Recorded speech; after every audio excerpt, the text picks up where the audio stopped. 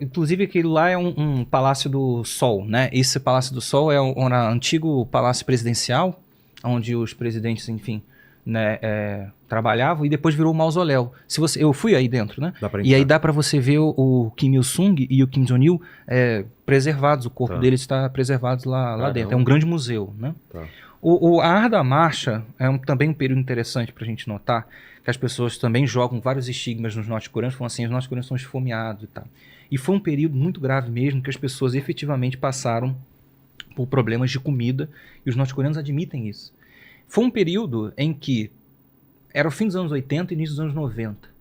A União Soviética tinha desabado, e a União Soviética representava não só a principal forma de comércio de muitos países, como o tipo de comércio que existia entre a Coreia e a União Soviética não era baseado no dólar, por exemplo, como a gente faz. Era muitas vezes baseado nas trocas, baseado em compensações, em subsídios muito grandes por parte da União Soviética. A União Soviética é um país extremamente rico em petróleo, por exemplo.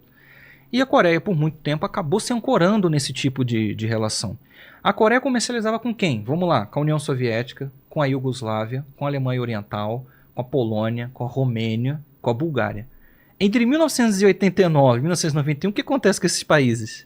Pô, derruba tudo. Eles desaparecem. Desaparece. E aí eles são colocados, esses países são jogados a novas lógicas econômicas, baseadas no quê? No comércio internacional do dólar. São novas doutrinas econômicas. Então a Coreia do Norte perdeu totalmente o seu comércio exterior.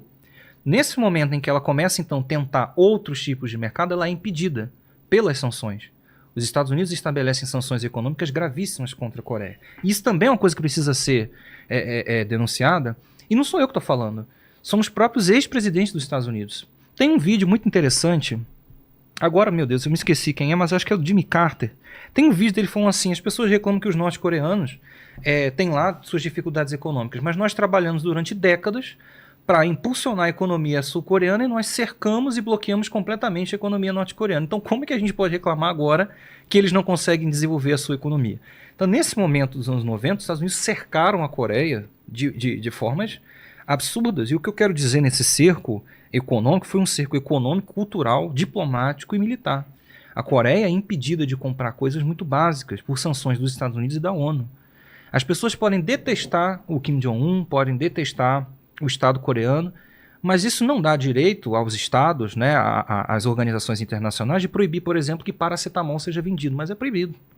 Os norte-coreanos não podem comprar remédios.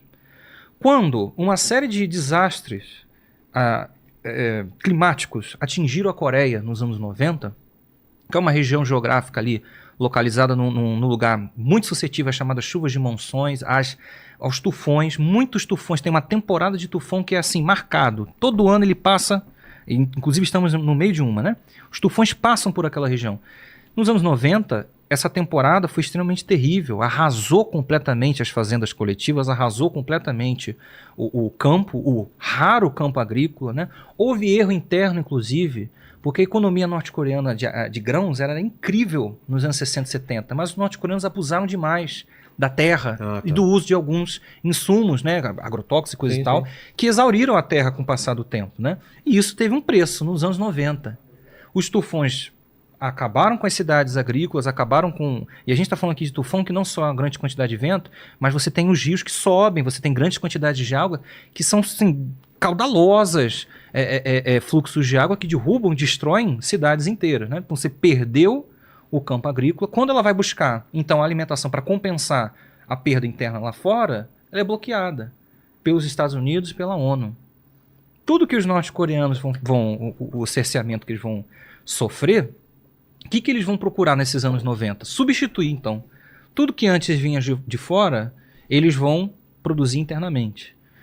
A ideia Juche, esse nome Juche, que inclusive já vou falar para você daqui a pouco quando eu vou falar aqui de dois livros, né?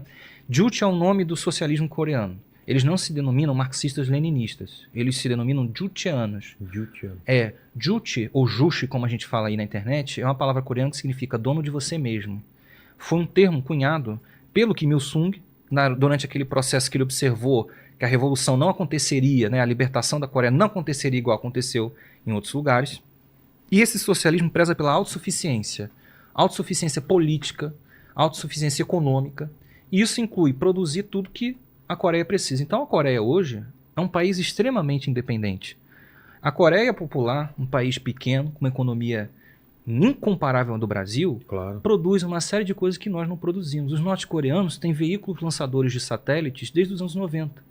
Eles lançam satélites de observação climática. Eles estão prontos para lançar um satélite de observação militar, que vai todos os dias passar várias vezes em cima dos Estados Unidos para o terror dos Estados Unidos. É o terror dos Estados Unidos observar que um país tão pequeno, tão frágil, bloqueado, né, um país que foi jogado ali o destino dele para destruição, esse país consegue construir uma série de coisas que desafiam e atacam essa pose dos estadunidenses de que eles são os donos do mundo, de que eles sempre sabem tudo, né? Um satélite norte-coreano capturando as imagens das bases militares dos Estados Unidos várias vezes por dia é um pesadelo do ponto de vista de que você tentou aniquilar esse estado e você não consegue. Os norte-coreanos produzem produtos informatizados que nós não fazemos. O Brasil já comercializou com a Coreia, nós vendíamos soja e comprávamos placas de eletrônicos, telas, circuitos eletrônicos, que nós não produzimos. Os norte-coreanos possuem uma indústria química de fertilizantes, né? Uma indústria metalúrgica, uma indústria de transformação, inclusive magnífica e muito diversificada para um território tão pequeno. Coisas que nós, tão grandes, tão ricos como o Brasil, não conseguimos. Então, essa coisa da autossuficiência da ideia Juche foi extremamente aplicada nesse período da árdua marcha. Só que isso não é uma coisa mágica que do dia para a noite se faz. Projeto... Né? É um projeto de longo prazo. E os orientais têm essa eles paciência, veem, né? a paciência estratégica. China, eles Japão, veem no futuro. Coreia, tudo tem... Eles veem